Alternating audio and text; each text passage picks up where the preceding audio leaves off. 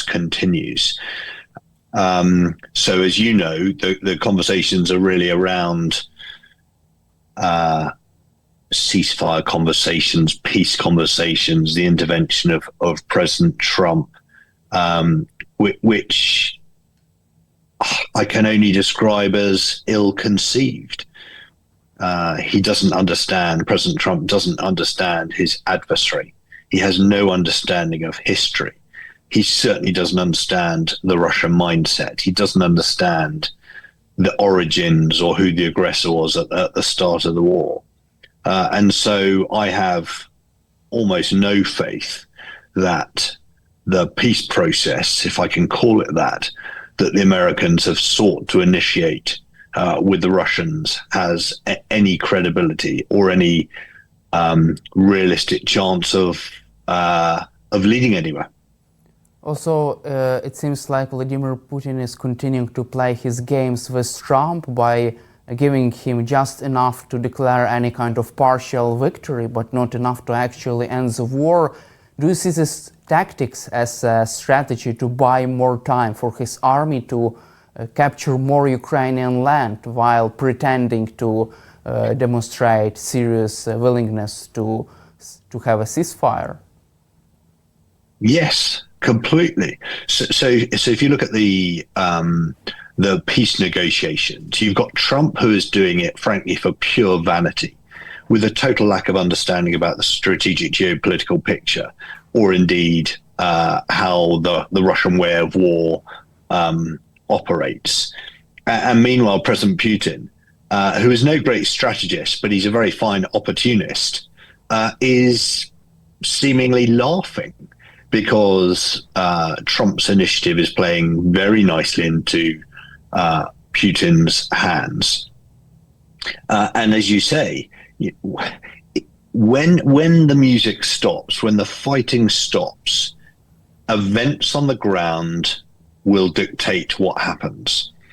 And that has always been why it's so important for Ukraine to get in the very strongest position possible, such that when the war comes to a conclusion, President Zelensky has a very, very strongest position. President Putin clearly wishes to do the reverse. And it's quite clear that is why he pushed in recent weeks very hard to retake the Kursk salient, because he knows that little bite into Russian land gave President Zelensky a very, very potent bargaining chip. For me, it was always a very clever strategic play by President Zelensky, by the Ukrainians, to take that piece of Russian territory. And so President Putin is trying to secure as much territory as he can at the moment, in case he is somehow forced into a proper peace negotiation. But I don't see what the Americans think they've got at their disposal to bring about that negotiation, which is why it feels like a fool's errand. And sadly, the position of the United States, who are so much better as a nation than they're currently behaving. We shouldn't lose faith in the United States of America. They're a wonderful nation. They've done great things over the decades, but the current administration is confused and it is naive, and they are playing into President Putin's hands. And can you imagine a scenario in which Donald Trump will start to understand the nature of this war and Vladimir Putin's real aims and real intentions in this war? Is there a chance for a big confrontation between Trump and Putin, and Trump putting pressure on Vladimir Putin? Well, who knows? I mean, I think that if we've all learned anything about President Trump in his last term and this term, it's his total unpredictability. There's no great strategic thought. He acts on a whim. I think President Zelensky's appeal to President Trump in recent days, that President Trump should come to Ukraine and see for himself the impact of the war, seems to me a very smart play, because it sort of appeals to President Trump's ego and Trump is dominated, is dictated, his thinking is all about himself. It is about his ego, and it's about how he's going to be perceived. So I think that's a smart play, and that could unlock things. But the reality is that President Trump only acts in his own self-interest. And so what might unlock it, what might change President Trump's approach and sophistication in his approach to the peace process, if you can call it such a thing, would be Trump feeling humiliated by the dialogue with President Putin. And at the moment, he is being humiliated, but he's not publicly recognizing that yet. But at some point, will that trigger President Trump into some kind of alternative approach that is more favorable to Ukraine and indeed more favorable to the international rules-based system? Time will tell. Also, Commander-in-Chief of the Ukrainian Army, General Syrsky, says that Russia has already begun its offensive in the Sumy and Kharkiv regions of Ukraine. Do you feel that this is also another humiliation for Donald Trump, and could this change the balance of power at the negotiating table? How could this influence this negotiations process?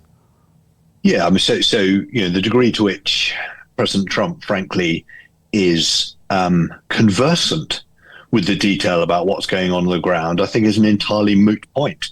I don't have any great confidence that he is tracking the fine detail of what is happening. But if President Trump concludes that President Putin is acting in bad faith and is somehow laughing at him, and I think President Putin is doing that, but if President Trump begins to believe that he is losing face over the entire process, not least because of the Russians' acts on the ground and this what appears to be the early stages of an offensive, then that may trigger President Trump taking a different approach. But only time will tell.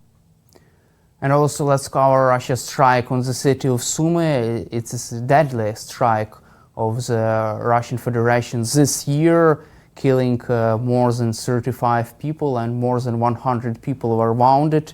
Also, it's interesting moment that these strikes happened after Steve Witkoff meeting with Russian dictator Vladimir Putin. What is your reaction to this, and do you see any kind of link between these meetings between Witkoff, Putin, and Russia's strikes on civilian population?